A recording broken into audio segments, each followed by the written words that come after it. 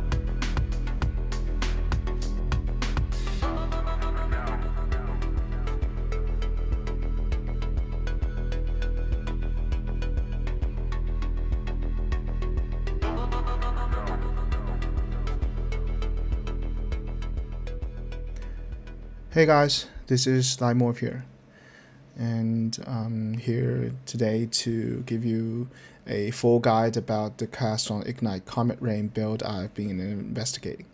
And this is a general build, which means it doesn't need any ascendant points to play it, and obviously for like Gemling, for like Invoker, the ascendants best fit with this build as they are stronger, but you can even play it without any ascendant points. That is for everyone to use.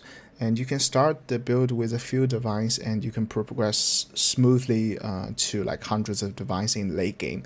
And the strength of this build varies with the cost you put in. And so it is a complete build. You can clear the whole game content just using this build for farming, for clearing, for fighting bosses. And so let's just begin.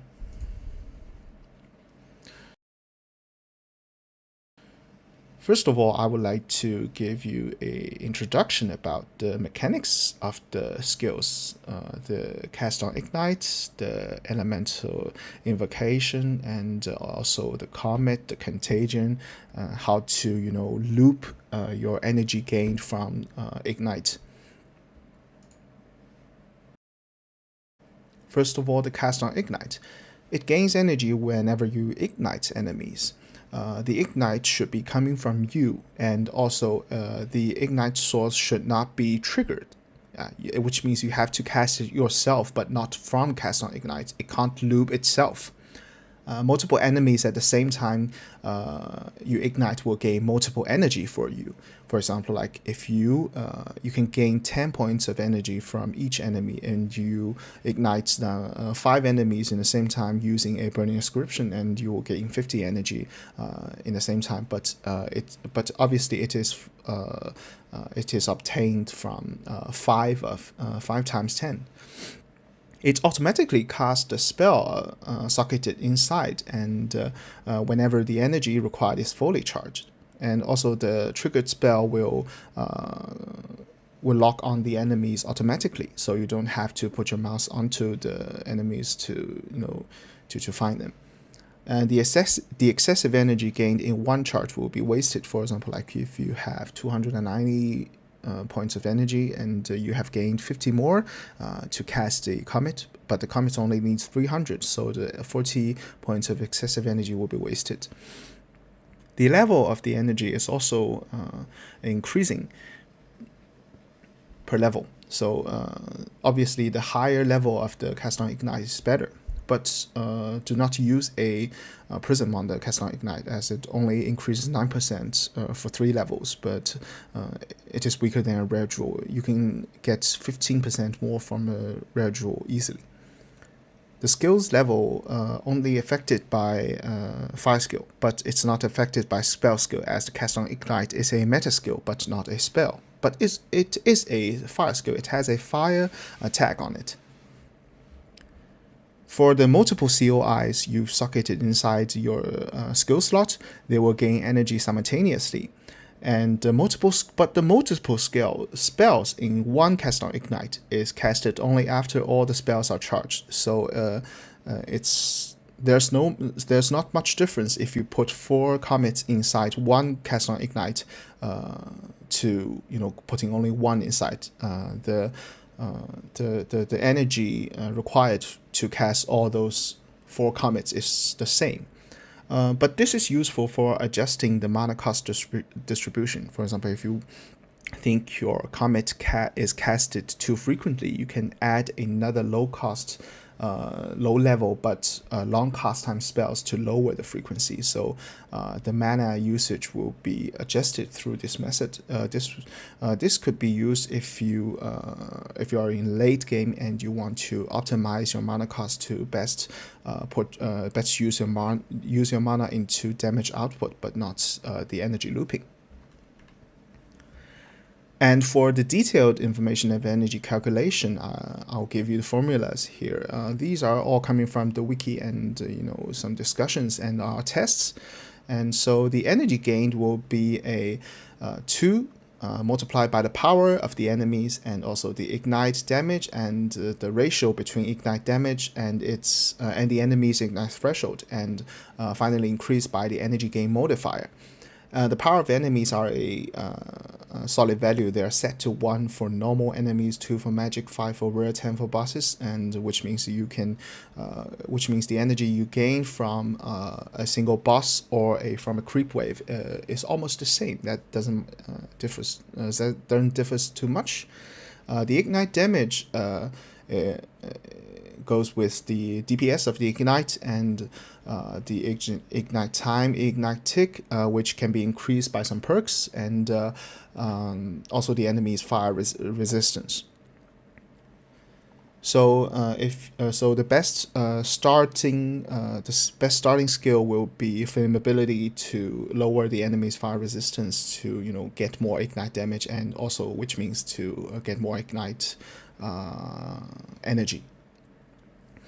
The DPS of ignite comes from the damage that causes the ignite, and that fire hit damage will be increased by fire damage modifiers, which includes the increased fire damage, and also the extra gain damage, and some of the more damage from the perks and the items you have.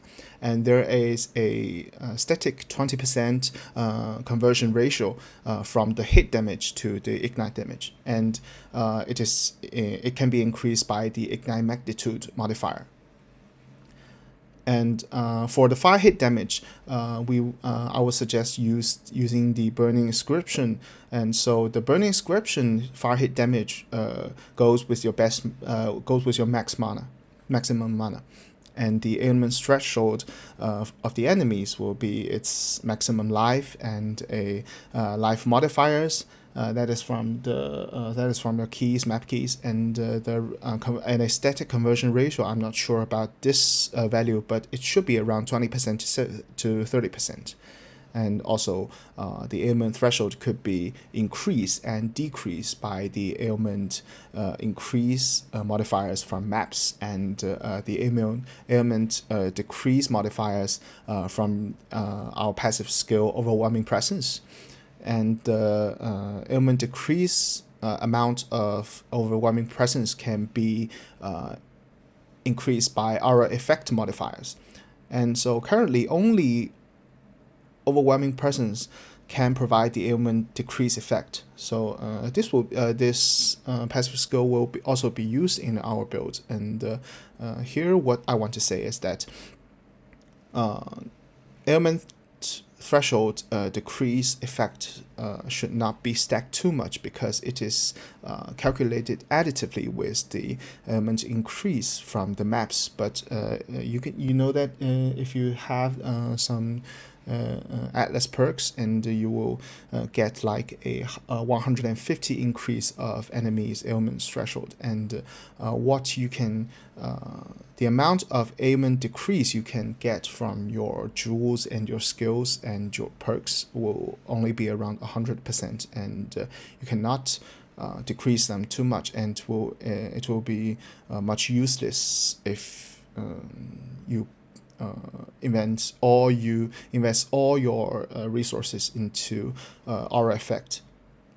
It will make your damage output much lower than normal build-ups. So what I want to mention here is that you should not put your investment into the aura effect, but you should put into other things. So here's a conclusion for the critical modifiers that will affect the energy gain from ignite damage. First of all, because we are using burning inscription, and the energy will be coming from the damage will be coming from your maximum mana, and the energy gain modifiers, the ignite magnitude modifiers, the ailment magnitude modifiers, they are calculated additively, and then multiplicatively, and the element, fire, and spell increases. They are all affecting the damage. And the fire gain modifiers multiplicatively, and the speed of ignite, and then calculating with the ailment threshold and the resistance of the enemies.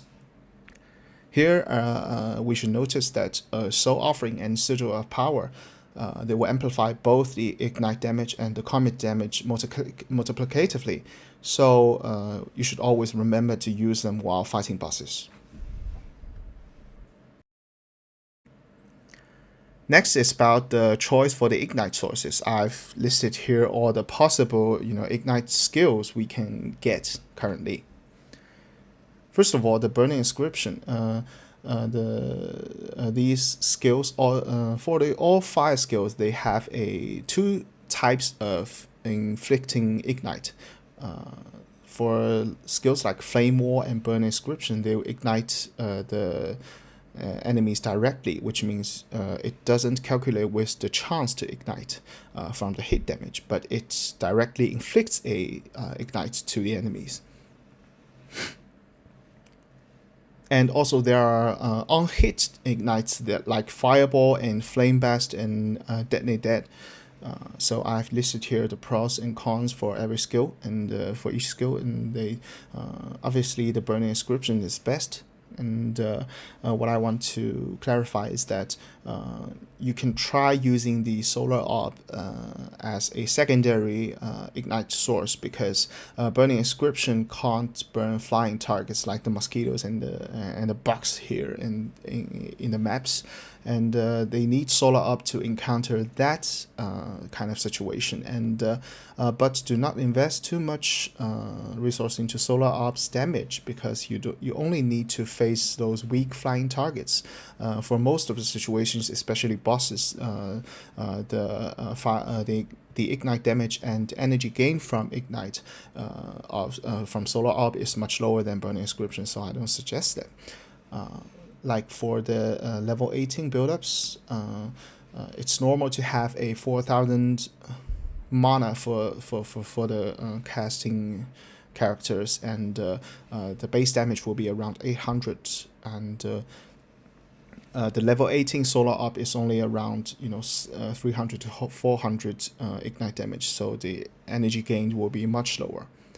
And here there's a very joking thing about all the fire skills. They are not even stronger than a single support gem. That is very embarrassing for GGG. I don't really understand why they designed the fire skills like this.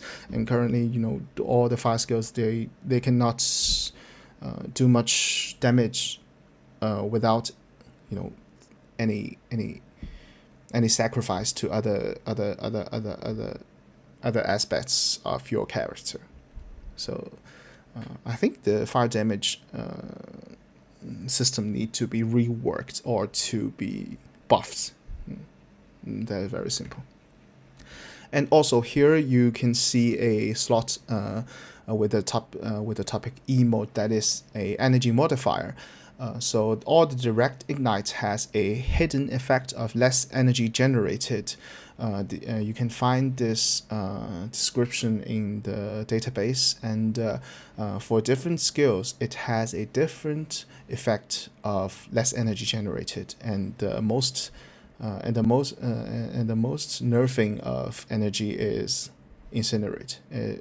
It's minus 98%, which means you can merely gain energy from it. And that is why I choose solar orb as a secondary ignite source. But unluckily, we're not sure about the energy modifier of burning inscription, but from the practice and tests, the burning inscription gains energy much more than other ignite sources. Another thing to be noticed is that all the items that provide ignite cannot gain energy. Especially the Dusk Vigil, it has been nerfed on the 0.1.1 patch, and especially. And the description from GGG says that all the skills triggered from the items should not have a energy to gain should not provide energy to meta skills, but still Cry of the Storm can still provide energy by its lightning bolt. This is quite weird. I don't still understand why. What I think is that this is unfair for fire skills. All the fire skills cannot gain energy, but how can that lightning skill still gain energy for cast on critical and cast on shock? Well, let's just get back to the build. And for any curse with a burning inscription, we can get the initiator for the build.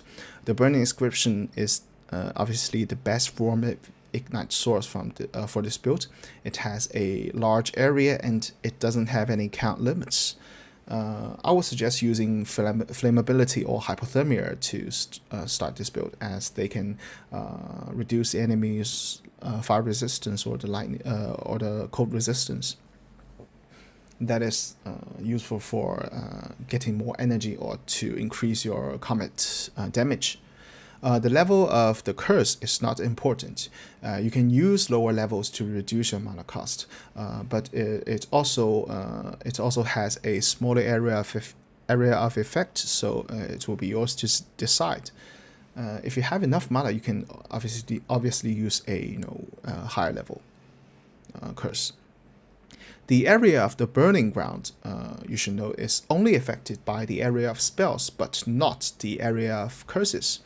So you don't need to invest your passives and the jewels into the area of curses modifiers. You only need to use like 4 or 6 perks to increase your area of spells. That is enough for using the Burning Inscription.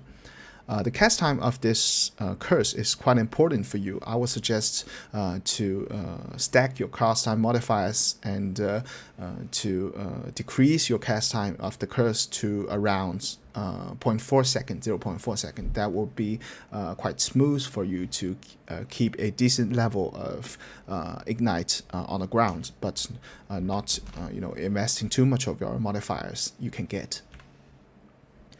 And the support gems that are suggested are listed as a priority from the first from the first to the last. And first, you need a spells cascade to generate 3 curse inscriptions for larger and more burning ground, and also the burning inscription, that is for sure. And you need to know that the burning inscription will generate burning grounds after the curse runes expires. So the quicker you can let your runes expired, such as using a windscreen boots or using the cursed grounds, will mostly be useful. And also the spell cascade to generate more curses. They will replace the earlier curses to let the runes expire quicker. Then you have to put 2 support, that is the Control Destruction and the Searing Flame, to increase the hit damage and the magnitude of ailments you can inflict through the burning ground. They will be they are all applied multiplicatively to increase a lot of damage of it. And as the burning ground can't get critical hits after all, so the Control Destruction has no side effects for us to use. And for the remaining 3 supports, you will have to choose one from the 3 gems. And if you don't use the windscreen centered boots, you will have to use the cursed ground to remove the delay of the burning inscription. And for me, I would suggest using the shoes, because the windscreen not only provides a instant effect of the curses, but also it will provide you with a 20% more cast speed of the curses. So it can be you can get a quite decent level of cast speed with the boots and also the Arcane Temple support I have listed here. So it will be mostly suggested for most cases using the Arcane Temple support and the windscreen boots together. And for like Stormweaver, if you have enough cast speed modifiers yourself, you can use a magnified effect to enlarge your area of the burning ground. This is suggested after you got enough cast speed from yourself or from the rings, like other equipment. And next, for the Elemental Invocation, this is the meta skill we need to recover our mana. And it will charge through Ignite, Shock, and Freeze, the 3 types of ailments you can inflict. And it is charged, and the energy will not be released automatically, but you can use this skill manually to trigger the charge spells inside. So it's more like a charging and discharging process. And if you only have one invocation, you can hold that invocation button and keep it discharging continuously with a charging process in the meantime. So if you trigger the spells, it has multiple spells inside, it will be triggered in sequence, and also each consuming energy accordingly to its original cast time. And you can save the charges inside this skill and release it later, so to control your mana usage and your mana recovery. And the method for this invocation skill to recover mana will be relying on the passive skills of invocation efficiency, and each spell invocated can recover 3% of your maximum mana with this passive skill. And you can recover huge amounts of mana with a low cost and low cast time spell inside if you do this thing, which means that if you put for example, like the level 3 Ember Fusillade, it has only 5 points of mana cost for each casting. And you can have 27 charges inside one invocation, and you will get like 81% of your maximum mana recovered, while only consuming 5 times 27, which is 135 points of mana used. The spells inside, if you put multiple spells inside one invocation, it will only be invocated when all of the spells inside are charged at least once. So if you want to use the elemental invocation for recovering mana, I suggest not to put multiple spells in one invocation. You should try putting 2 low cost time spells in 2 invocations separately through this to gain more mana recovery, but it's not needed for most of the time. And you should notice the dexterity requirement for the skill. So you will have to use lower levels if you don't meet the requirements, especially while you use the Solus Ibs Legendary Helmet to enable the copy of the support gems. And the base energy value for Ignite is 50% more of Cast of Ignite. It seems you can have more energy. You can always have more energy gain for this invocation to recover your mana, but since the invocation is casted manually, so it does lose some of the energy while at very high energy gain conditions, and because the discharging will be casted manually, and it obviously has a minimum interval. This is not important, but just a reminder. And for the gems to be put inside, first of all, the skills we need to invoke is the Ember Fusillade. You should use the lowest level possible, which is level 3. You don't need to corrupt it into a level 2. I don't think it's very must, and level 3 is just enough. And it has the lowest cast time and lowest mana costs for all the skills, for all the spells. You can have 27 charges with a capacitor support and full quality of this invocation. And you can obviously use like sparks. This is also a good skill, but remember to use the lowest level possible if you want to recover mana. And the support gems will be capacitor to have more max energy to save more charges, and the energy retention to save your energy cost, which has a 35% chance to refund half of your energy cost.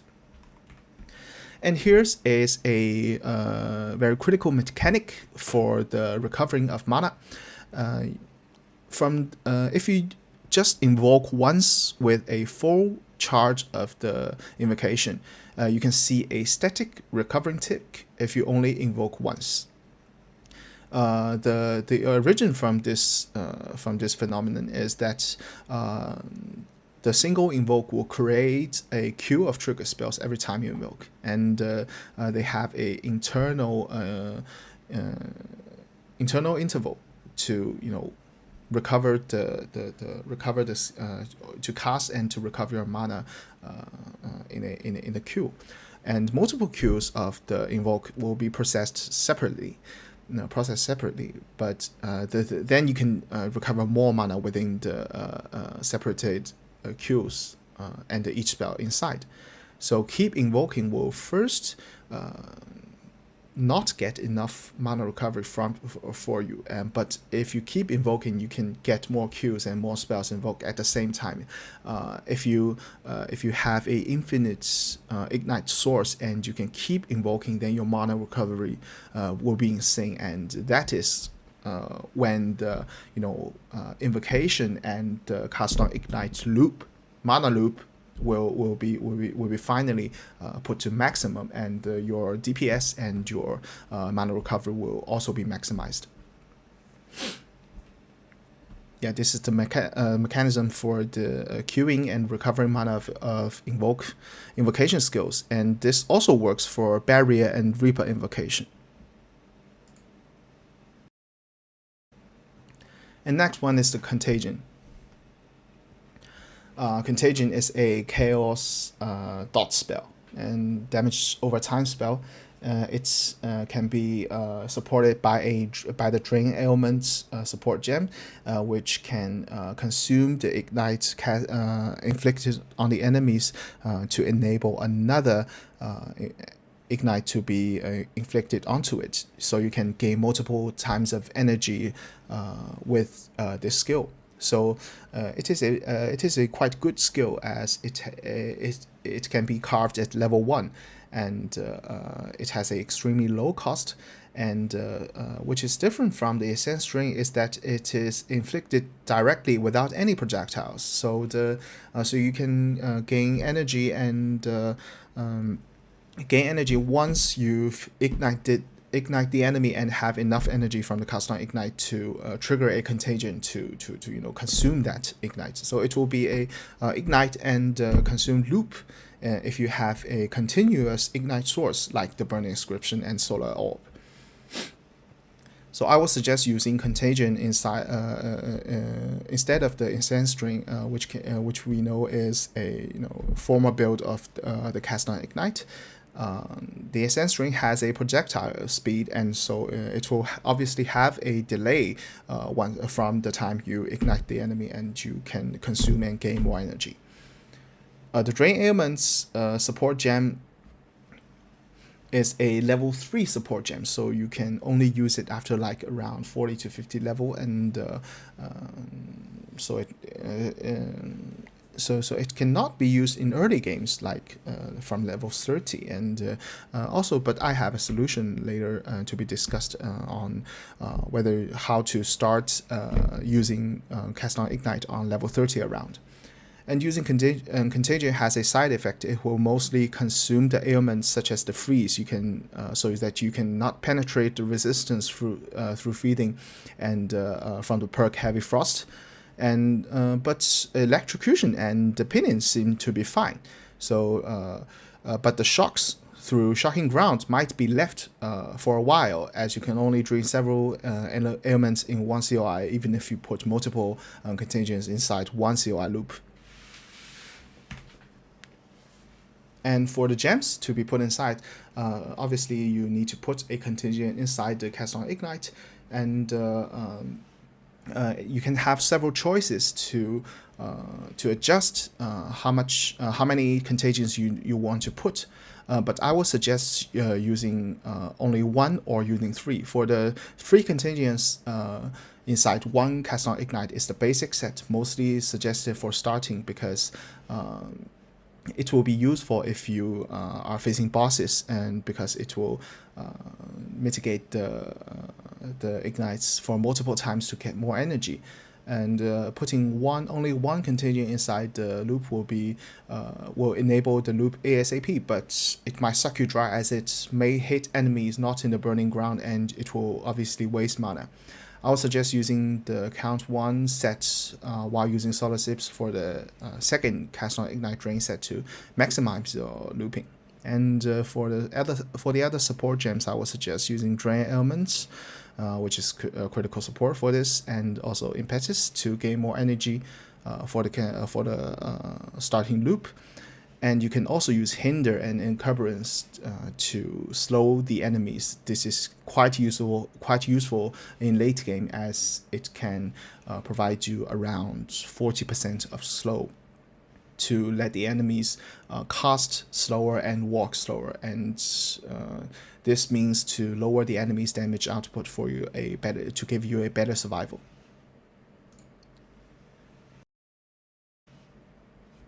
And here we can see the basic loop of the Cast on Ignite and Elemental Invocation mana loop. You can see that if we cast only one Ignite and it has a triggered effect, it will give you only once of the Ignite energy. And here the example is that the strength of the example will be around you can cast once for every ignite. So you can only get one Frost Nova from one ignite casting. And with a contagion for the energy drain and in the ignite loop, and also with a elemental invocation to recover your mana, you can get a looping energy to cast multiple times of Frost Nova, as long as the burning inscription, the burning ground, is remaining. It will be around 4 seconds. And from the third video, you can see that if we use the comet as a damage output, the comet will be looping till the burning ground ends, and multiple burning grounds will make you will make your loop trigger more, because the multiple ignite source will give you energy separately, but they will be drained in one single contagious, and they will be expanded. They will be expanded within index, and there will be much more times of comets dropping from the sky, and that is the basic loop for this build.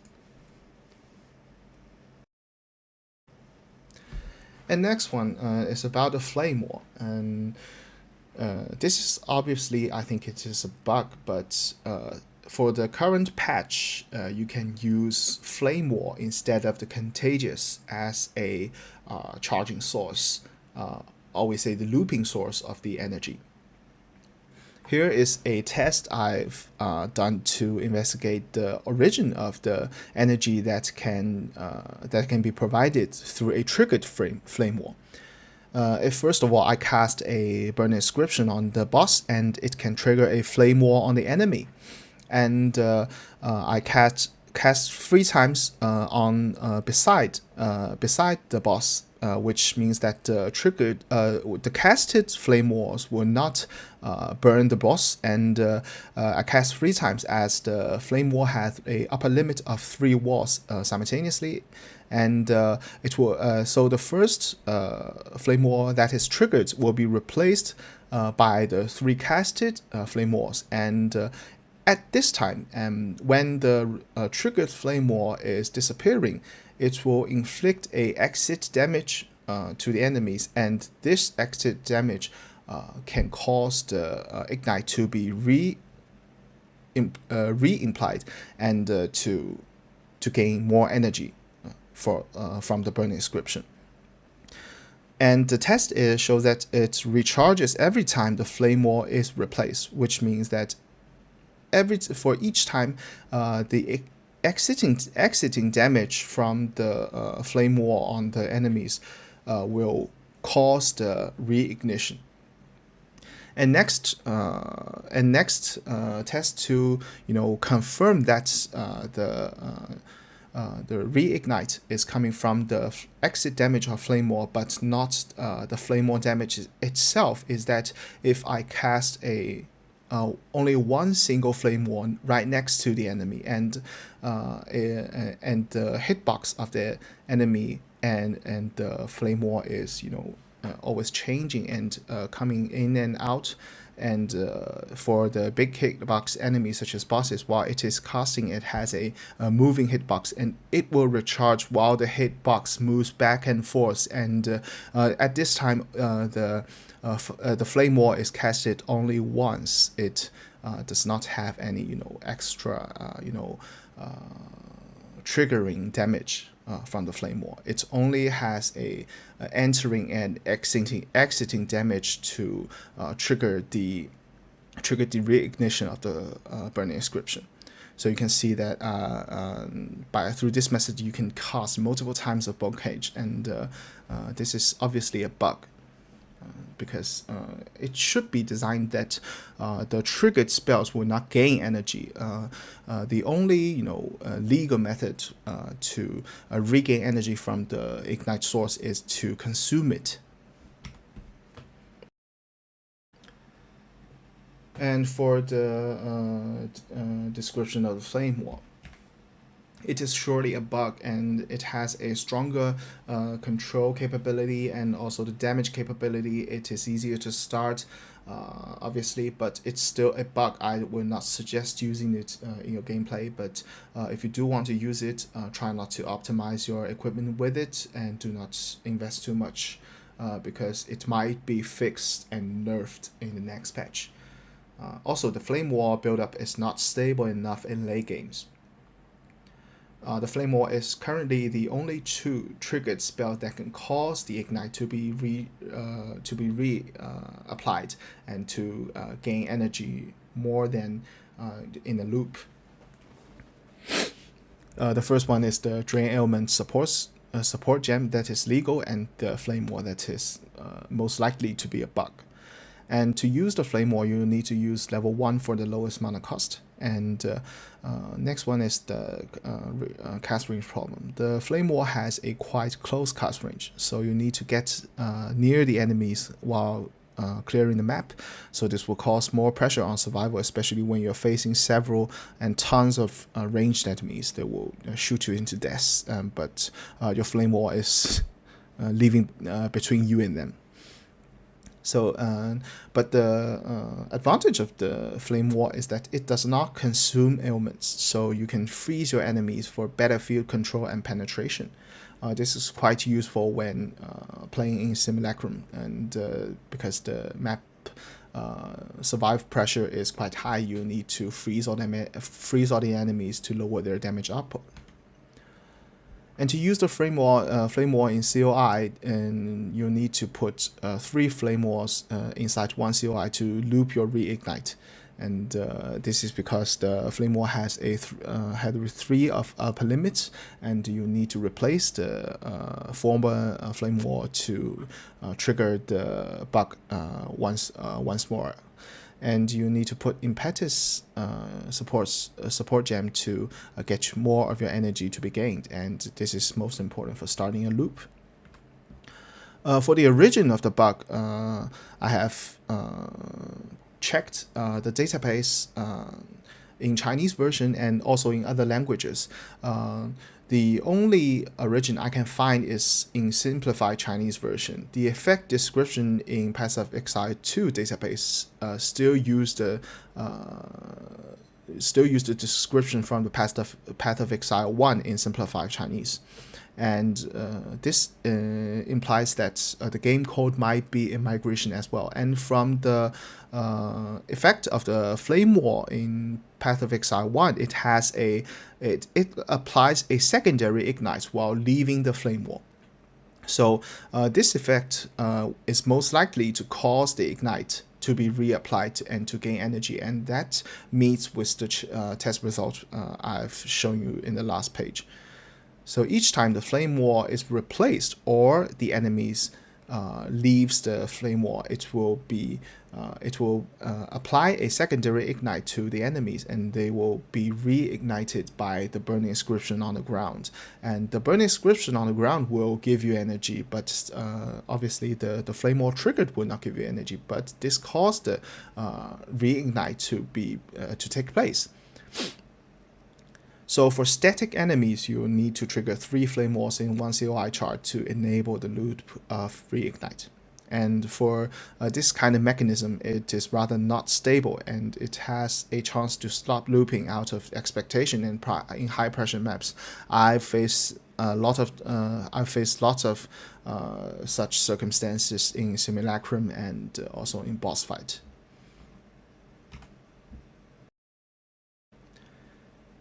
Next, for the Comet. This is our main damage source. It has a estimated highest damage to cost ratio. Here the cost means the mana cost.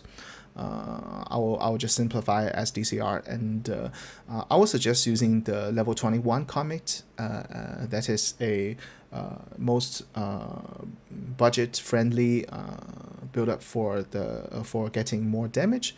And the quality of the Comet increases the base crit chance, so you need to get a 20% full quality Comet with a corrupted 21 level. And it is put in the COI, so you don't need extra sockets for the commit itself. You only need full sockets for the Cast-on Ignite.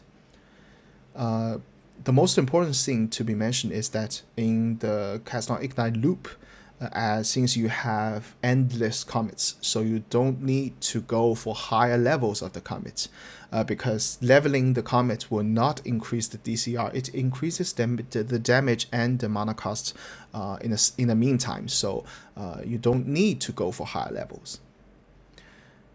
The commit has a quite high cold damage, so it has a very high freeze buildup, but unfortunately, if we want to use the drain, the freeze will be drained during this process. And since from the 0.1.1 patch, the considered casting support gem no longer supports commits that are triggered, so you don't put the considered casting into COI. Comet has a very high base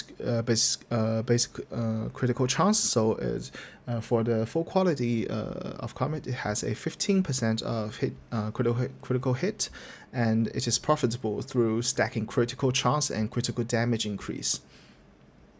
This is also the most important method to increase our damage in late game. And the Comet is affected by spell increase, element increase, and code increase. So the support gems required for the Comet is listed here, and first of all, you only need to put one Comet in each Cast-on Ignite. It requires as much as 300 energy for each Comet to drop, so only one is required. And the other support gems are mostly used to increase the DCR. Yeah, first of all, the Spell Echo, 50 extra mana for another Comet. This is a nice exchange for higher DCR. And the Rising Tempest. The Rising Tempest will provide 12% more for each type of element skills cast recently. And Elemental Invocation counts as 3 kinds of elements, all the elements. So you will get 36 fully increased damage of the Rising Tempest by only casting Elemental Invocation. That is quite convenient for us. And also the Inspiration to reduce 40% of the mana cost. This greatly increased the DCR. And also for there are 2 other support gems we can use, which is Concentrated Effect. It gains more damage through halving the area of effect, and also the Elemental Focus to increase 25% more damage through disabling ailments of Comet. And so you can use 2 Cast-on Ignite Comet if you feel the Comets are not enough for a trigger, but be careful because the Comet has a very high mana usage. You should be careful to the double mana cost. And next one is the Eye of Winter. This is a very important critical weakness source to double the base critical damage chance of Comets. The critical weakness gives you extra base critical chance, which can be increased later multiplicatively by the increased modifiers of the critical chance. The applied ailment while passing over Burning Ground from the Eye of Winter cannot gain energy if the eye is triggered. So just forget about it, and it can't self loop, obviously.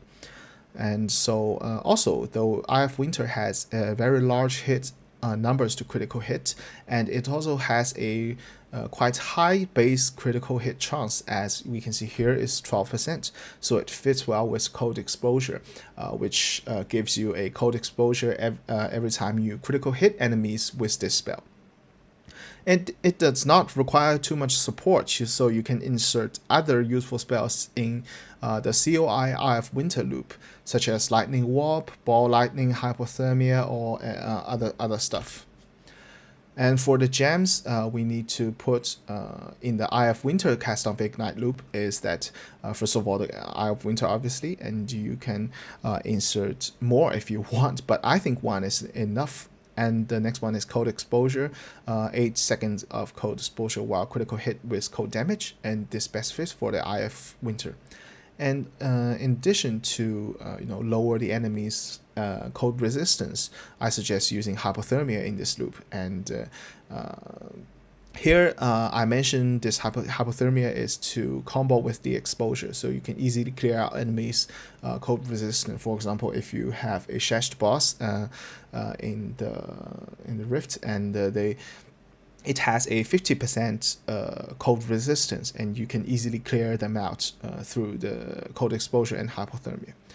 And also you should know that you need Whisper of Doom to enable additional curse if you use the flammability as a starter and the hypothermia in the loop. And so they will not replace each other, and they will work simultaneously. And also, to further increase the exposure effect, you can use Strip Away support gem if you have extra sockets.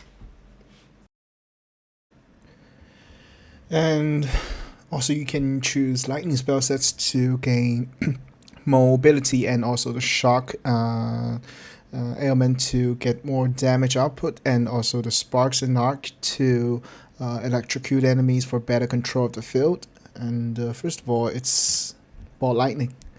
The Ball Lightning together with the Lightning Warp is combined to be a Warp set, and you don't rely on the damage of the Ball Lightning, so you don't need to put any damage amplifying supports inside. And what you can choose is that you can put a Scatter Shot inside to get more Ball Lightnings from one single cast, and to maintain enough warping targets, as the Lightning Warp only can target Ball Lightning or the enemies that can be called. And also acceleration to make the balls fly faster and to further places, so you can warp to the further places. And if you really do have difficulties on survival, you can choose to add a bludgeon support, which is a knockback for the Ball Lightning to knock back your enemies if you really do need that. And for the Lightning Warp, it creates shocking ground after every warp, so it is very important for us to further increase your damage. And the Lightning Warp will enable you to travel to enemies and to get your Grim Feast energy balls to recover your energy shield, so it will be very useful. But the Lightning Warp can only warp to the Ball Lightning or the enemies that can be caught. So it must be used in set with Ball Lightning, so single warp is almost useless. It does not need much support. You can put Lightning Warp together with the Ball Lightning into one cast of Ignite Loop, and you can put in some support gems that increases the shock ailment magnitude. And if you use the bludgeon knockback in other skills, I suggest not to use the Lightning Warp if you use the knockback, because you will keep knocking back your enemies, and the comet will be missing if you knock the enemies too far away from it. And next one is the Spark or the Arc. You can choose one from those, and the Spark and the Arc are both for electrocution to control enemies. And the Spark is is a good form of spell to knock back the enemies, as the Spark can be placed in the field around everywhere, and they will knock back the enemies to a very far position from you. And Cast of Ignite has a large amount of triggers, so you don't need to worry about the projectiles or the control density of Spark and Arc. If you only use Spark as knockback, you can use a low-level Spark. But if you want to use Spark or Arc as a electrocution source, you will have to use a higher level Spark and Arc, because the electrocution magnitude also relies on the lightning damage you have inflicted. The support gems for the Spark or Arc, first of all, is Electrocution and the Neural Overload set to control your enemies. And if you use Spark, you can choose Ricochet and Pierce, and also you can choose Knockback if you really need that.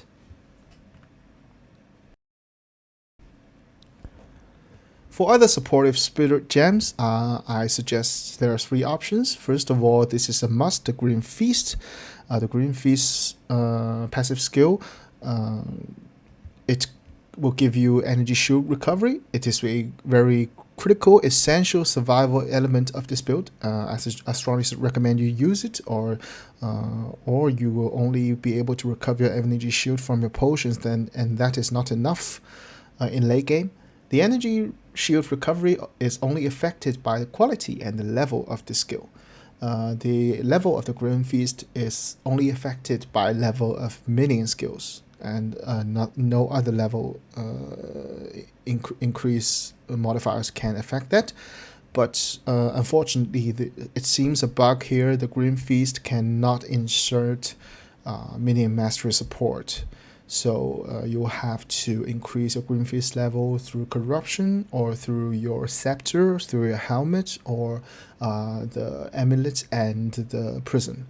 The prism of belief legendary jewel is very strongly recommended to be used in this build to greatly enhance the Grim Feast energy recovery.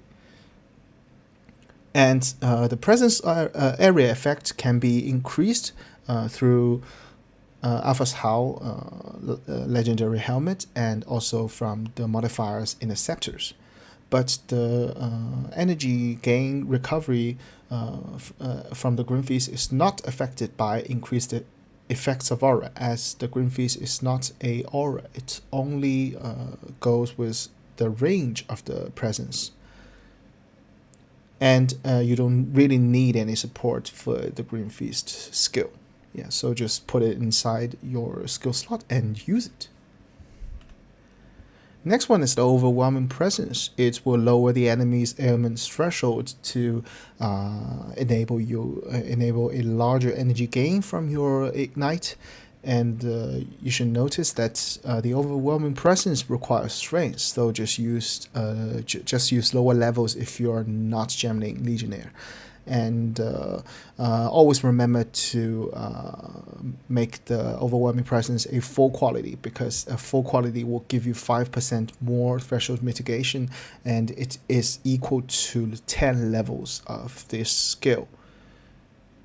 And the presence area is also increased through Alpha's Howl and scepters. And the threshold decrease is affected by the increased effects of aura. So you can, there was a build that can decrease the enemy ailment threshold into almost 0. And if you increase if you keep stacking your effects of aura, and the threshold decrease go through minus 100%, it will have bugs, and the enemies will not be affected by ailments. And that is a previous build. We all know that, and I would not suggest you to stack your aura effect in this build, because as it applies with enemies modifier that increase the enemy's ailment threshold additively, the aura effects is not that profitable for general purpose of clearing maps, as you can't deal with the maps that increase enemies ailment threshold. Next one is the Blasphemy. Blasphemy is a spirit skill that changes your curse skills into auras. They will apply their effects to all nearby enemies immediately, and the quality of the Blasphemy will reduce spirit reservation, but always remember that the heightened curse support that increases the effect of the curses will also increase the reservation of spirit of this skill. The curses here that are placed inside Blasphemy is still counted as spell. So the area effect of the curses is not affected by the area of presence. It's still affected by area of curses and area of spells. And the strength of the curse is affected by both effect of the curses and the effect of auras, as the Blasphemy is considered a aura skill. So invest in the aura effect will also affect the curse strength of the blasphemy. But it is still not suggested, as there are maps that have reduced curse effect 75% of enemies. This is a very large amount, and you can only get around 100% of curse reduction for like slow, like the resistance drop, and it will be very useless if you face such kind of modifiers in the map. So use it if you have extra spirits, but but I would not suggest using blasphemy for most of the situation. I would rather suggest you build up with the Solace Ips, with the double support gem set for a doubled cast of Ignite loop and cast of Ignite Comet to maximize your energy loop and maximize your Comet output. But still, if you want to use it, I have three kinds of curses that can be choose for you to choose. The first one is the temporal chains, which I suggest the most. The temporal chains will greatly reduce the enemy's movement and casting speed. It has a slow effect. And you can also choose hypothermia if you want to have a larger output of Comet, and you can also choose the weaken curse. And for the support gems, you can choose heightened curse to increase your effect of curse, and also ritualistic curse to have a 50% area of effect increase. And since the side effect is making the time needed for the curse to take place longer, in blasphemy it has no side effect because the curse will be applied immediately once the enemies have got into the range. And you can also choose magnified effect for a extra amount, 40% amount of area of effect increase. And you can also choose encumbrance for extra slow with your temporal chains.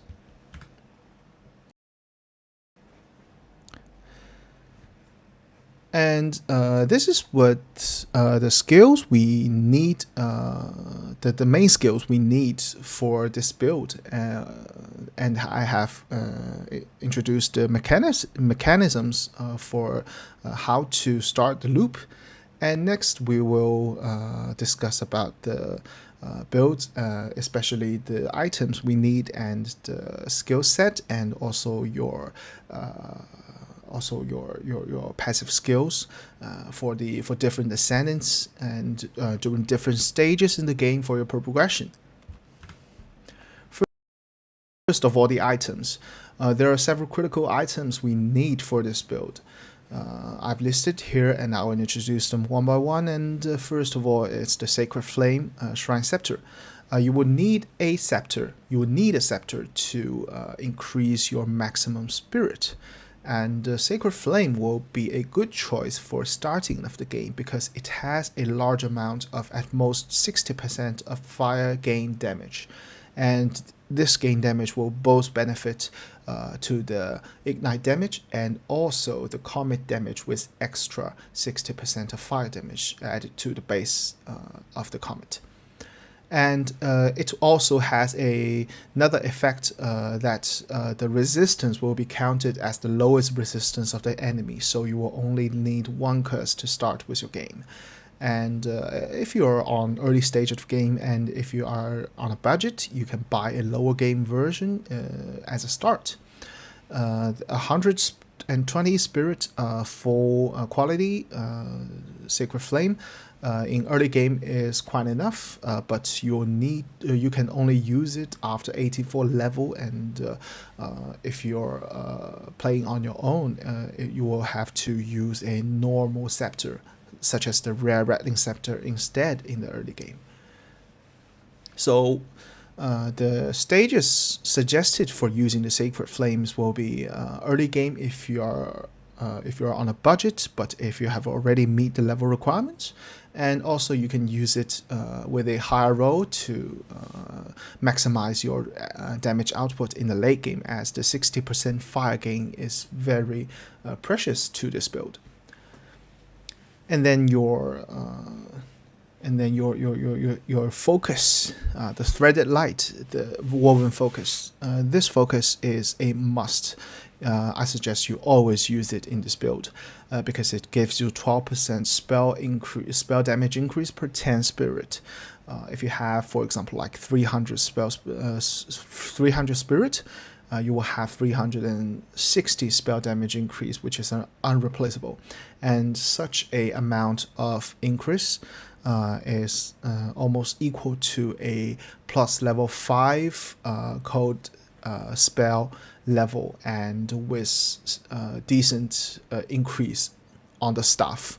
So it is very useful, and it is also very cheap. You can find it almost everywhere in this game. This item drop is quite often, so you can use it whenever you get it.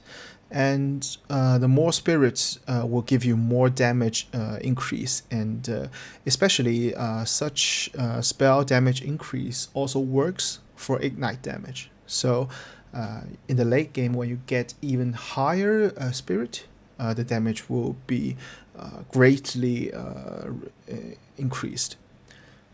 And notice that if you use the threaded light, your damage will be the damage increase will be greatly diluted from your passive skills. So you don't have to put your skill points, invest your skill points into increased damage in the passive tree. You can just use go for some critical damage modifiers that has more damage increase, or that is more damage, or like gain damage. But I suggest you put as less points as possible into increased damages. And if you can't use Sacred Flame in lower levels, you can try using a rare Rattling Scepter. Here you should notice that the type of the scepter must be a Rattling Scepter, because it will give you a Skeleton Soldier skill that will cost no spirit. And with a Soul Offering, the Skeleton Soldier can be used to maximize your damage output with a more damage spell increase. And the spirit in the late game will be suggested as 220 spirit. And the other modifiers, which in priority, first of all, you need to go to minion skill level to increase your Green Feast energy shield recovery, and then maximum mana and your attributes, and also the area of presence. And other modifiers in the scepter, such as the allies buffs, has no use because you don't have any allies in your presence. The skeleton soldiers are only used for soul offerings. And such a Rattling Scepter will be used for soul offering and enhancing your Green Feast. I have mentioned it before, and the suggested stage will be in the late game. And for our boots, I would strongly recommend you use the windscreen feathered sandals. It is not a expensive shoes. You can find it everywhere. The effect of the windscreen boots will be removing the activation delay of curses, so it will greatly enhance your tempo of casting, and the burning inscription will be appearing immediately after you cast that curse. And also it has a decent level of 20% movement speed increase. That's not much, but that's already acceptable.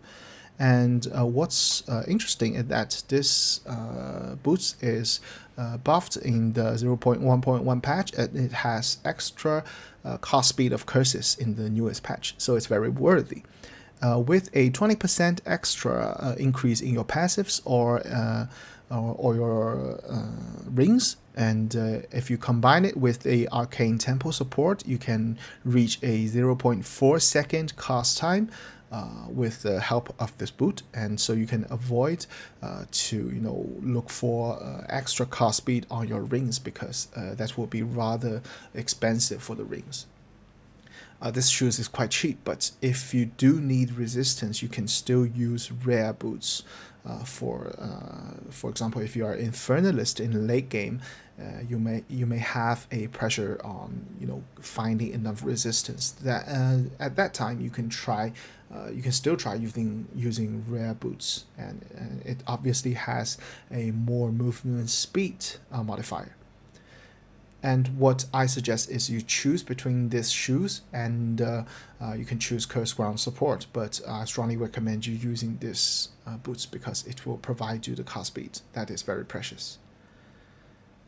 And for the amulet, you can the only choice is to use Everlasting Gaze because your mana will be lifting and dropping, and the mana cannot be considered as a stable, reliable, survival pool. Your life pool is not stable, so you will need a large shield pool. And such a large shield pool is a standard build-up using Everlasting Gaze for energy shield and mana builds. So you only need a full energy shield modifier gaze. And another tip is you should notice that the maximum mana increase modifiers on your items, like your armor, like your rune cores and your jewels. They will take effect in the same stage as the Everlasting Gaze. So these extra percentage mana cannot be converted to energy shield. The only possible energy shield that can be converted is from your basic mana, your mana obtained from your equipment, that is plus static mana, not percentage mana, and your energy shield converted through Eldritch Battery into your base mana. So the percentage mana will not be converted to energy shield in a loop. And also you need to remember that don't buy corrupted ones if you want to change your allocated passives of this amulet. You will need to buy non-corrupted ones to allocate the passives yourself. And the next requirement is a set of rare sapphires. This is important improvement for this build in this patch because as the self-loop of Burning Inscription has been nerfed, the amount of the ignite and the cast of ignite damage is required has greatly increased. So you need your jewels to strength or to magnify your magnitude of ignite and also the energy you gain from it. And you should first get a set of your armor and weapons, and then you will have to go for at least 5 sapphires with the following requirement. You will need at least 2 of the 3 modifiers, which are meta skills energy gain modifier, the magnitude of ignite modifier, or the magnitude of ailments modifier. You need to get 2 of the 3 modifiers. And there are other 2 modifier slots for the sapphire. You can choose critical or spell critical chance, critical or spell critical damage, maximum energy shield, cast speed, or cold penetration, and you can choose them according to your budget.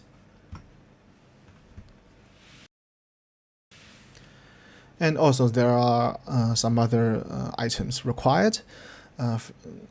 As a secondary weapon, you will need a Chiming Staff to get you a secondary damage increase. It gives you 56% more spell damage at stage 4 of the cast. And it is very easy for us to reach the stage 4 as we have a huge mana cost loop. And also the more spell damage, double profits on Ignite and Comet. And so it is very useful. You will always remember to use the Chiming Staff during boss fight. And another thing you need to know is that the Chiming Staff skill level is only affected by 2 all level of spells. And but such kind of stuff is quite expensive, and decide on your own. And for your body armor, you should always use mage robes with high enough energy shield, and also with spirit for the best practice.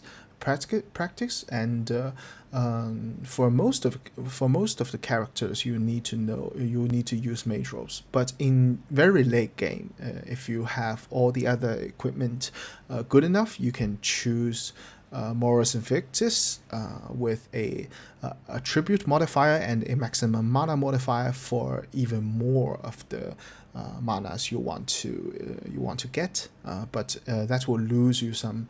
That will make you lose some spirit. So we need to compensate that from other sources.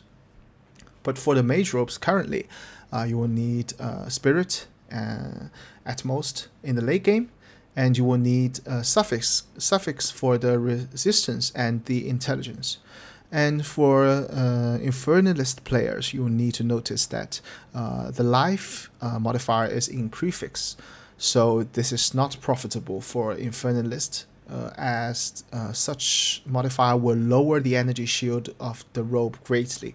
It is better to use a maximized energy shield mage robe for Infernalist, even if you have a reservation for reserved amount for extra energy shield, spirit, and mana. That is not profitable. And for the set of rings and your belt, you should obviously use Ingenuity and use a set of breach ring. And if you lack a skill slot, you can use one unset ring to gain additional skill slot. And for most of the cases, you should use breach ring for normal late game setup. And the priority will be first going for mana, and then resistance, your attributes, and then you can go for cast speed or rarity. And for Infernalist, you will also need a life modifier. And there are two notices. First of all, the increased damage is not necessary in those rings, as it is diluted by threaded light. And another notice is that you should first get a good set of ring before using the Ingenuity. And a poor set of ring would not be quite useful if you change your original belt into Ingenuity. And for your helmet in the late game, you can choose from Solus Ips, the Ground Visage, or the Alpha's Howl Armored Cap. These two helmets have different uses. For most of the characters, if you want to play the Contagion Ignite Drain loop, you will need to use Solus Ips to enable two copies of supports. So so that you can enable two sets of Cast of Ignite Drain to maximize your energy gain and to maximize your comet output. Because if you use the Flame War, it has mostly enough triggers. But if you use the Contagion, if you're facing ailment maps, that trigger will not be quite enough, especially in Simulacrum. And but a disadvantage to use the Solus Ips is that it completely has no energy shield and mana and resistance. It has very low value for your stats, so you should use it only in late game with other equipment good enough. And the corruption for this helmet should be spirit for the best. And you should notice that the attribute requirements will also be increased for all of your items and your skills if you use this helmet. So remember to use low-level elemental invocation and overwhelming presence if you face difficulties in requirements. And also you need to check your armor's attribute requirements. And for Flame War setup, and also for late game Gemling Legionnaire, you can choose Alpha's Howl, and it has a 100-point spirit and also with 70% cold resistance. and it will double your area presence effects, which affect both Grim Feast and Overwhelming Presence. And such a helmet will greatly increase the damage increase from your Threaded Light Woven Focus. And this is very useful for Gemling Legionnaire that can enable large amount of set of COI. For my build, for my final build, I can have 8 set of cast on Ignite in the same time. And you should choose between this helmet, the Alpha's Howl, and Solus Ips in the late game. And for jewels, there are 2 jewels that I strongly recommend. First of all, it's the Megalomaniac. You use it for the critical notable passives to save your points, and also you should use a Prism of Belief, which gives you a +3 level to Grim Feast. And this is this prism is critical improvement for late game, as it will greatly enhance your energy shield recovery of Grim Feast and give you strong support for your survival.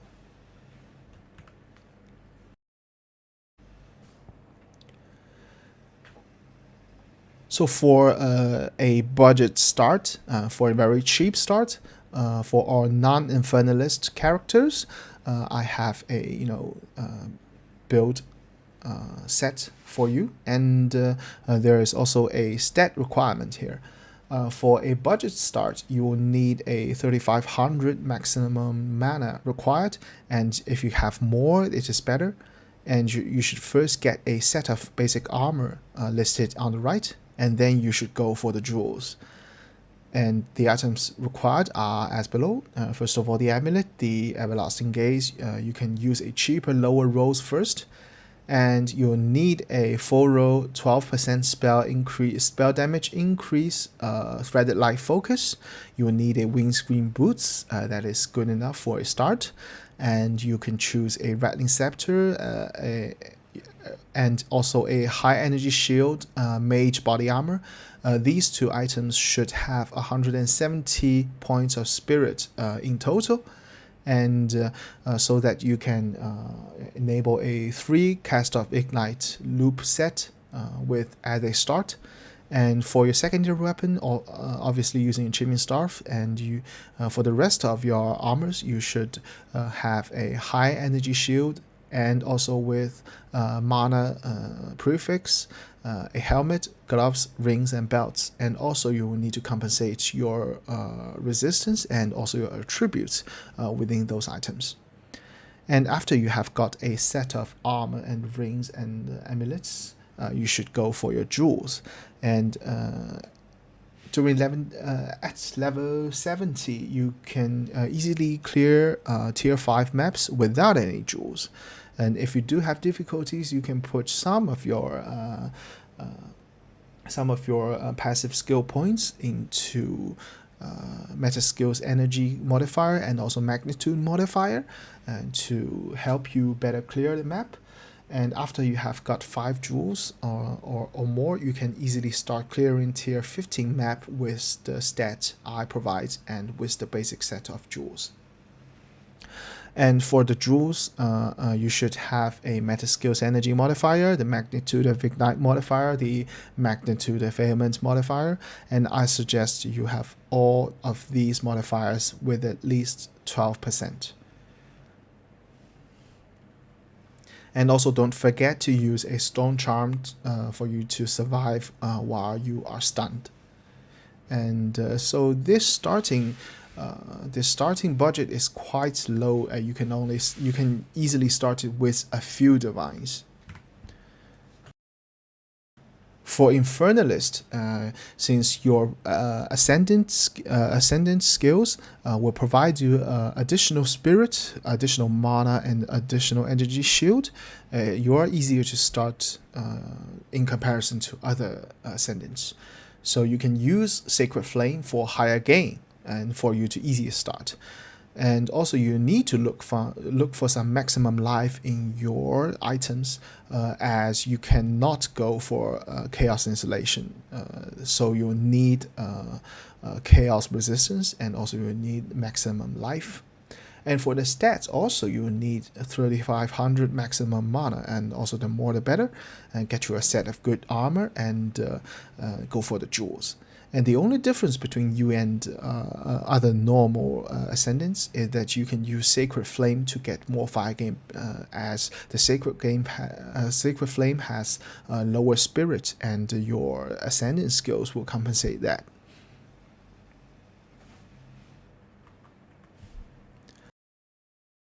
And for the mid-game setup, including Infernalist, you are suggested to increase both your energy shield and mana. And for Infernalist, you'll need to change your Rattling Scepter you'll change your Sacred Flame into a Rattling Scepter with high enough spirit. And you'll also need to look for your chaos resistance. And you will need to get your energy shield and mana above 400 points, and you will also need more energy and magnitude sapphires, and to help you get more magnitude of ailments increase, and also get you a higher energy gain modifier. To check your energy gain modifier, you can check your cast of ignite skills stats board, and if you have an energy gain modifier above 180%, and also you have a magnitude increase above 100% with your passive and your jewels, you should remember, do not count in that support gem in your skills. If you have a magnitude increase above 100% and energy gain modifier above 180%, that is enough for you to play in mid-game smoothly. And here are the change of the items. First of all, the Everlasting Gaze should be full roll, 30% of energy shield gain. The Threaded Light is best to be corrupted and have extra spell damage increased up to 14% per 10 spirit. And your Rattling Scepter needs to be above 220 spirit with mana, and also with possibly minion skill level, tributes, and area presence. Your mage robe, your helmet, your gloves, your ring should have more mana, should have more spirit, resistance, and intelligence. And you will need to change your belt into Ingenuity, and you will need to find more sapphires. Theoretically, you can find around 11 sockets for most of the characters, but these 11 sockets should be occupied, some of it by the legendary jewels. So normally you can, in most situations, you can have 7 sockets prepared for your rare sapphires. And also rare sapphires need to be full roll, and rolled at least with 12% meta energy increase, 12% magnitude increase, and the other 2 modifiers could be critical damage and critical chance increase, and also energy shield or cast speed. And do not forget your charms. If you have chance to go to the extra charm slot, you can go with a stone charm, and also you can with a freeze charm. For the late game setup, it will be divided into non-gemling characters and gemling characters, as in the late game, I would strongly recommend you use the Solus Ips for the maximizing of your energy gain and your combat output. And so for non-gemling characters, you are suggested to have 4500 energy shield and mana, and you should stack enough critical hit damage and chance for clearing all the game content. The suggested values will be combat critical chance above 40%, and also the critical damage for the combat will be above 300%. And the magnitude and energy gain modifier requirement is still as the same. and you will notice that Infernalist will need Chaos Resistance. If you have difficulty after changing a helmet into Solus Ips, you can use rare boots if you really need resistance. The changed items are as follows. First of all, your Rattling Scepter should have a higher level of minion skill increase to maximize your energy shield recovery for the survival. And your energy shield and spirit of your mage robe should be maximized. And you have your Solus Ips helmet changed, and you'll need Prism of Belief Jewel, Megalomaniac Jewel, and you can also choose Time Lost Sapphires, Grand Spectrum, and Against the Darkness for a late game improvement. Here's an example. If you use Sacred Flame, and you can use Grand Spectrum and Against the Darkness with the help of your Spirit Mage Robe, you can obtain 360 for Spirit, enough to start your loop and also for extreme output. That is an example. And your Time Lost Sapphire is suggested to be placed at 10 o'clock. And if you want to maximize your Time Lost or Against the Darkness notable skills, you can place that at the top at 12 o'clock with the help of From Nothing, Whispering Doom skill. And you can get 11 notable passives with the cost of 16 skill points. And for Gemling Legionnaire, you can have a much larger mana pool, and your Ascendant skill will provide you with a intrinsic, double set of passives, a double set of support skills, and you can get rid of that Solus Ips, and you can get more mana and spirit even with your Moria Invictus. You can go for a very strong late game build with your Gemling. And also you will need enough critical hit chance and damage for yourself, and the magnitude increase in passive and jewels will be needed, and the energy gain modifier. But you will need to notice that if you increase your mana and increase your spirit even higher, you can exchange that stat to lower your magnitude and energy gain modifier input. So you can release some of the rare sapphires and to go for some even extreme damage output. And Gemling can use Sacred Flame and with the help of Alphas Howl to get enough power in mid game as strong as other characters in late game. So for the Gemling, I suggest first of all a top build Rattling Scepter and a high energy shield Spirit Mage Robe. And also if you go for a intelligence build, you can directly go into Moria Invictus for extremely high magic mana pool.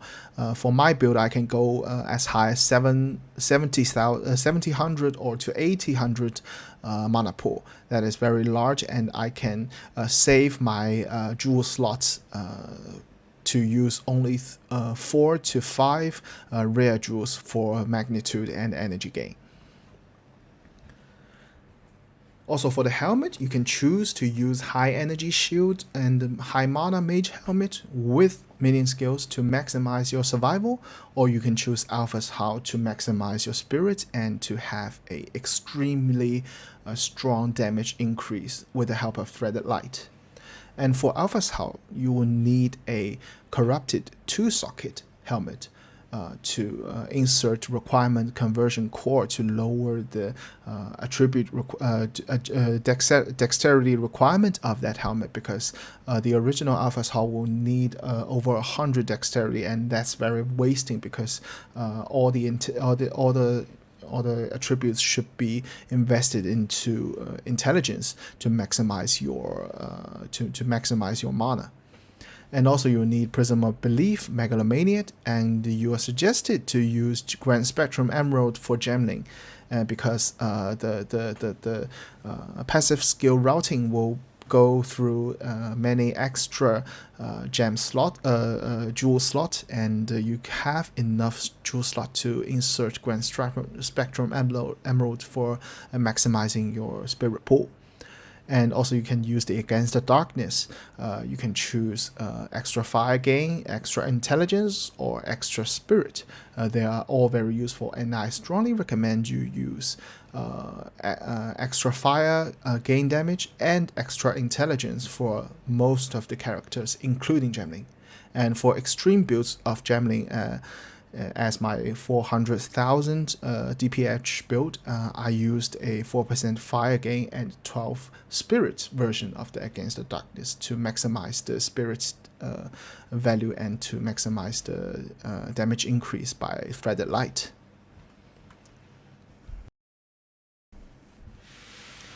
And next for the skills, the skill set for Drain setup first.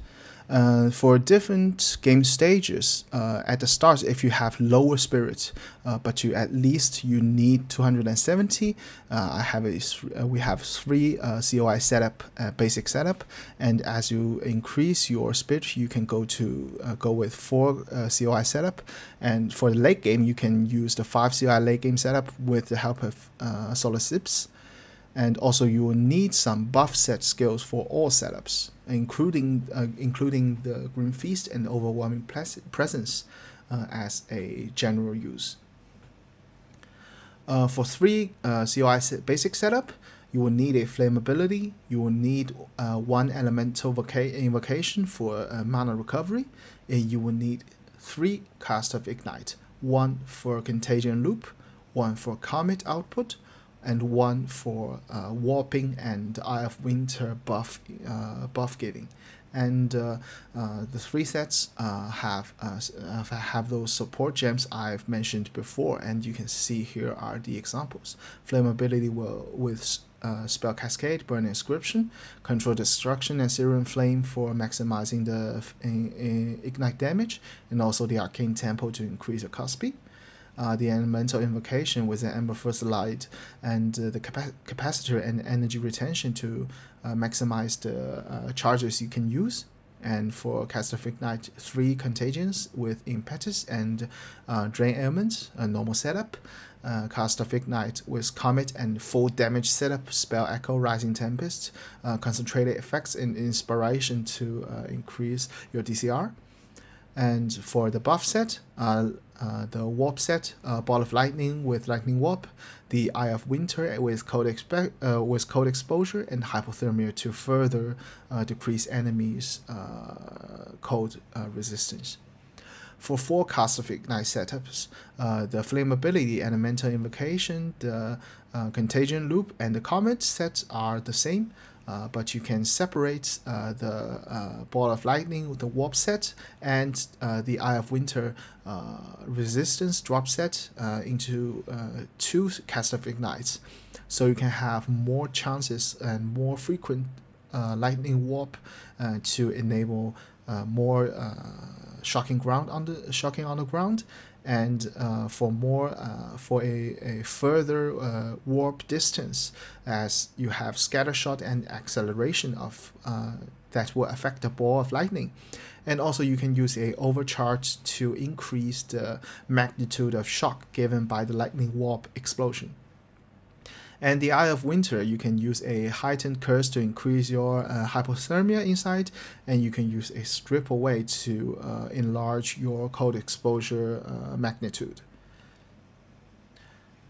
And for the 5 Cast of Ignite late game setup, you will add another set of Contagion Loop, but this Contagion Loop should be only 1 contagion with the help of Hinder and Encumbrance for late game field control, because for contagion sets you don't have freeze and the other ailments to help you control the enemies. So you will need a Hinder that will not be drained and that can slow enemies, ignoring the enemy's resistance to curses that will sometimes appear in the map. And for if you want to use a second Drain Ailment support gem, you will need to use Solar Sips for a late game. So you will need to notice the attribute requirements. And for the buff set for all setups, first of all, while you use the Rattling Scepter, you will have an intrinsic Skeleton Warrior and setting a Last Gasp to let it survive a little bit longer. And you will have an intrinsic Sigil of Power from your staff, and just put a Ingenuity in here to reduce its cooldown. And you would have a Soul Offering with Ablation, with the Dance of the Skeletons, with the Minion Mastery and Persistence. If you use a Sacred Flame, you will need to add a Skeleton Cleric skill gem yourself, also with a Last Gasp. And you will have a Green Feast and Overwhelming Presence as the passive skills to help you. Here you can see that for all the setups, you can choose to remove the Overwhelming Presence as its usage is not very necessary in ailment threshold increase maps. So the spirit requirement always varies with a range of 30 as you can close or open the Overwhelming Presence. You can also try 2 Comet sets for maximizing your Comet output if you use the 5 COI late game setup. You can combine the Ball of Lightning and the Lightning Warp set into the Eye of Winter and Hypothermia just as the 3 COI setup, and add another set of Comet to maximize your Comet output. But also you need to remember, if you use the Sacred Flame, you might need a Unset Ring to get a additional skill slot, as currently here the 5 COI late game setup is already using all of the skill slots you can get for characters other than Gemling Legionnaire. For the Flame War setup, the Flame War setup will be different from the Contagion setup. And for the basic 3 COI setup, Flammability the same, Invocation the same, and for the Flame War loop, you will need only to put 3 Flame Wars inside and a Impetus support gem. And for the Comet, it's the same, but for the Ball of Lightning, the Lightning Warp set, the Eye of Winter set, you will not need Hypothermia, because you can have damage penetration through freezing. Because the Flame War doesn't drain the freeze ailment. So you can use a Scatter Shot and directly and with Electrocution for the lightning to electrocute your enemies. For the Forecast of Ignite setup, we can use Flammability the same, the Elemental Invocation the same, the Cast of Ignite Flame War set, the Comet set, and you can separate your Ball of Lightning and Lightning Warp into a separate Cast of Ignite with Scattershot, Acceleration, and Overcharge. And for the Eye of Winter set, you can put a Spark inside with Electrocution and Neural Overload, and also with a Pierce that can both affect Eye of Winter and Spark.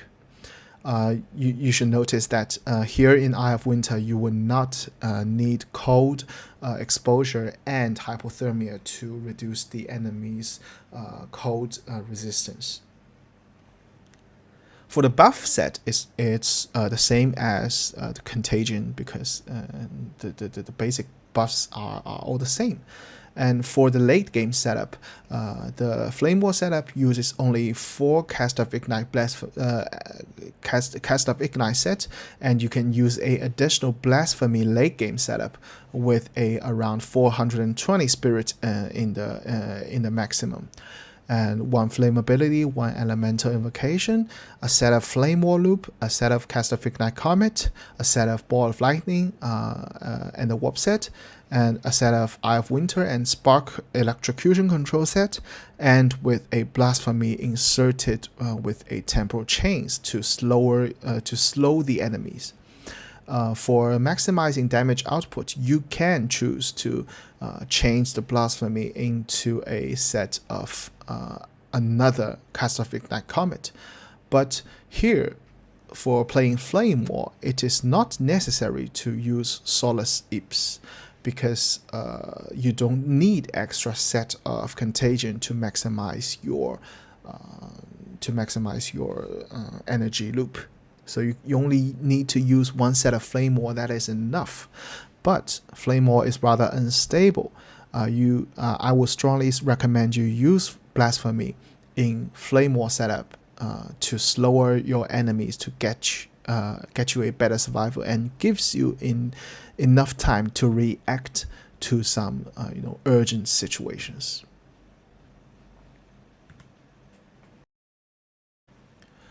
And for different ascendants, I will also give you a sample passive skill tree. First of all, for Invoker has its own penetration on critical hits, so it don't need to go for Heavy Frost in Flame War setup, and also it will benefit more from less usage of Hypothermia.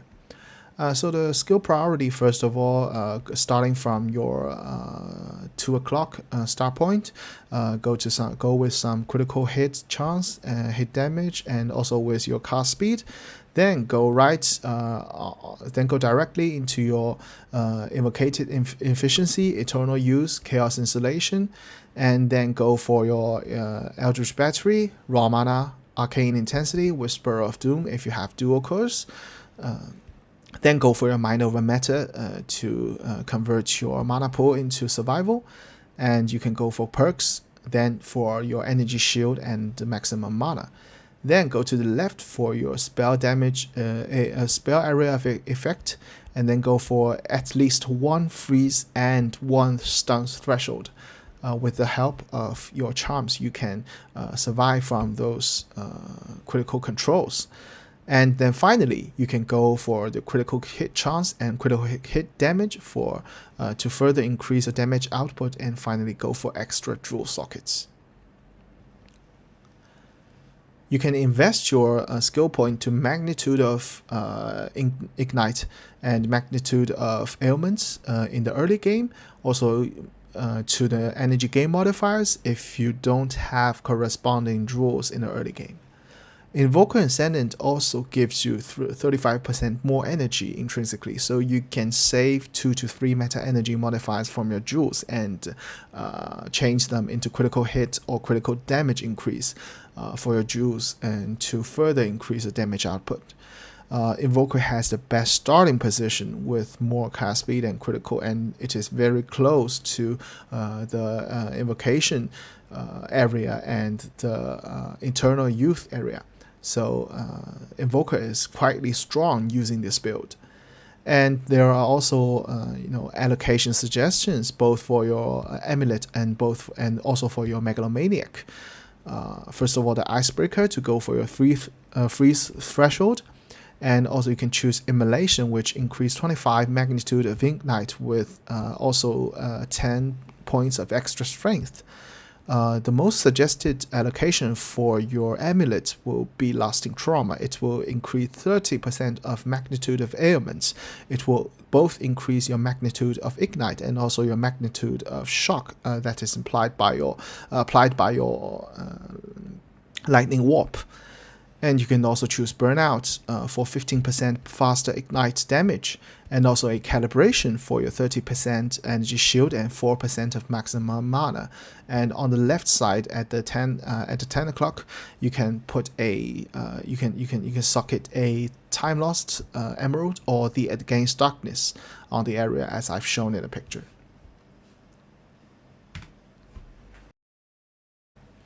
For Stormbringer and Chronomancer, all the other Ascendant characters will need to go for Heavy Frost for the Flame War setup, because they don't have damage penetration for frozen enemies.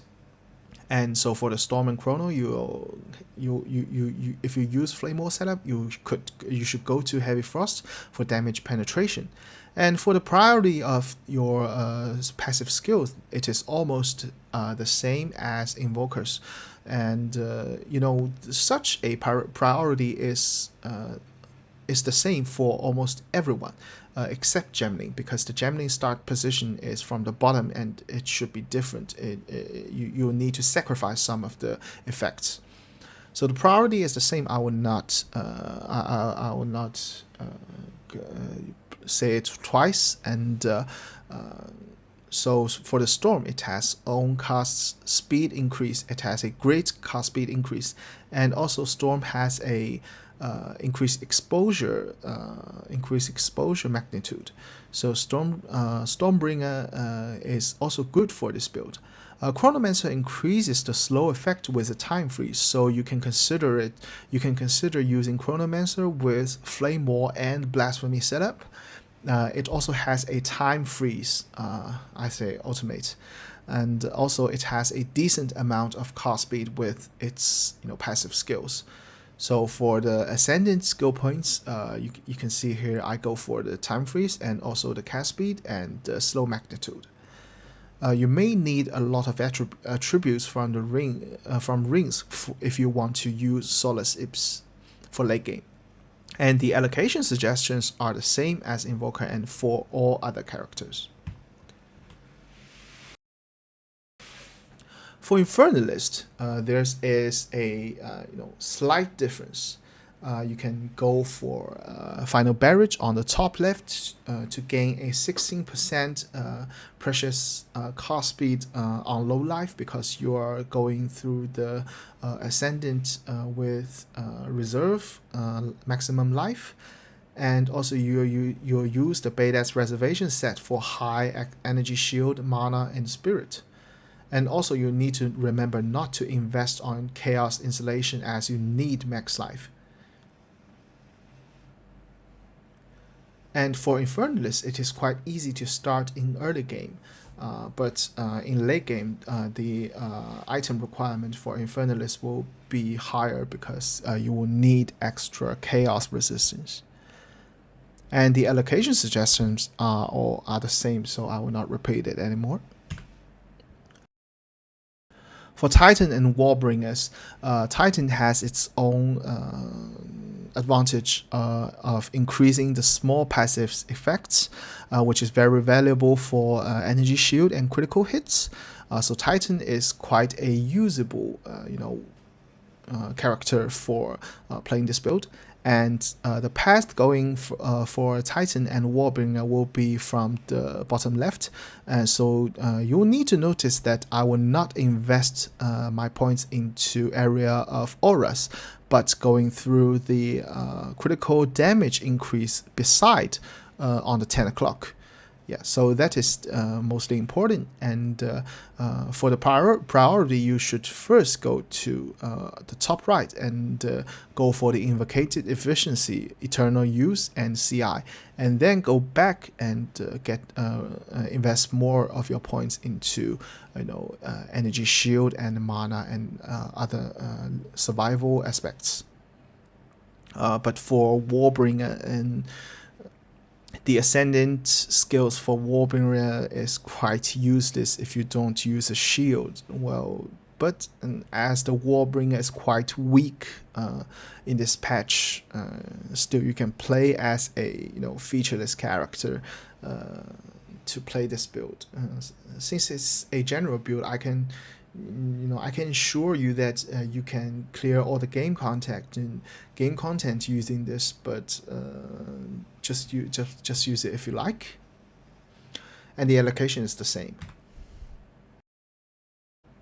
For Deadeye and Pathfinder, you will need to go to the outer ring to go for the to reach the critical areas ASAP, and you can also get some jewel sockets during the path, and the priority is the same.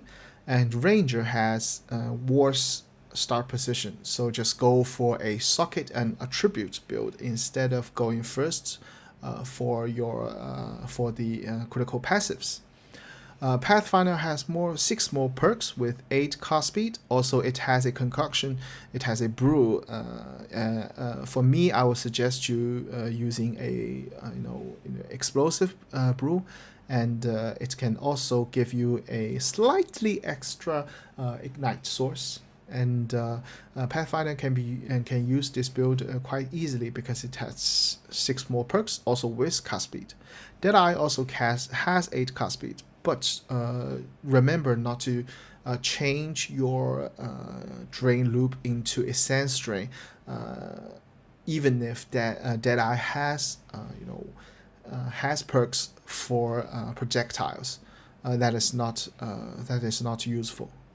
Essence drain, the skill the skill projectiles for the essence drain is always a disadvantage, as it will lower the frequency of your ignite loop.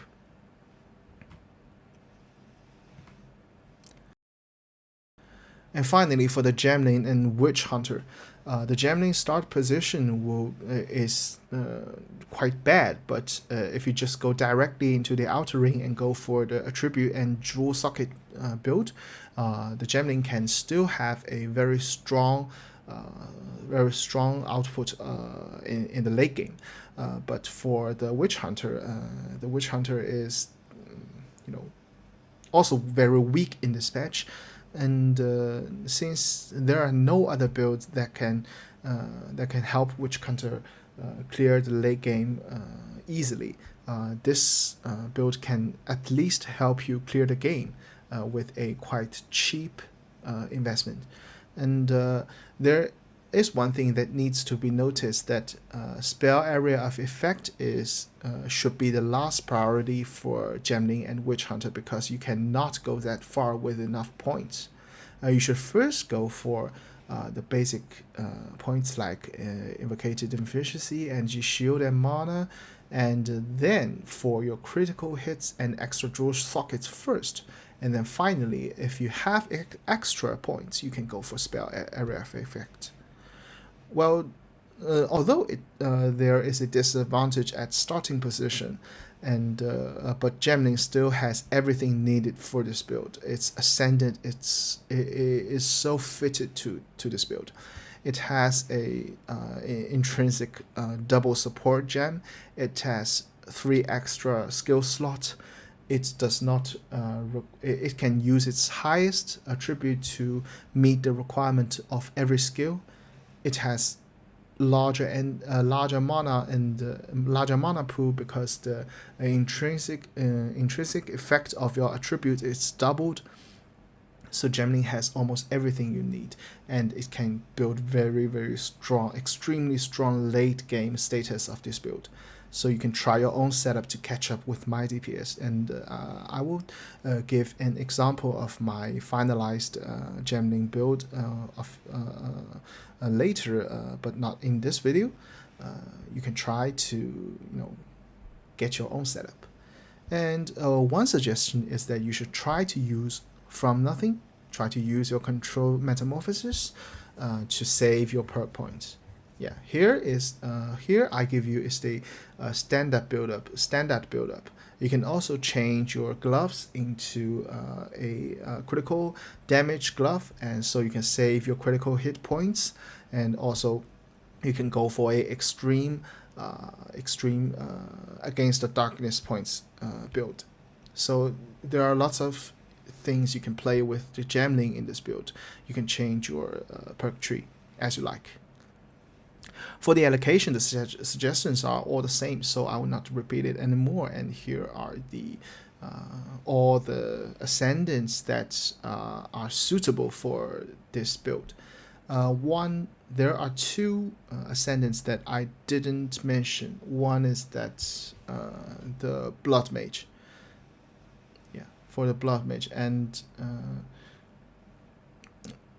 another one is the Black Monk. And the Black Monk is, almost a featureless build for me, for this build, featureless character for this build. And Blood Mage cannot use the infinite loop, or always say a cast on ignite loop with such a frequency as it will drain its life to death. and so Blood Mage cannot use cannot use this build if you invest any points in your Ascendant. So for these two characters, if you really want to play this build, just clear out all your Ascendant points and use your character as a featureless one.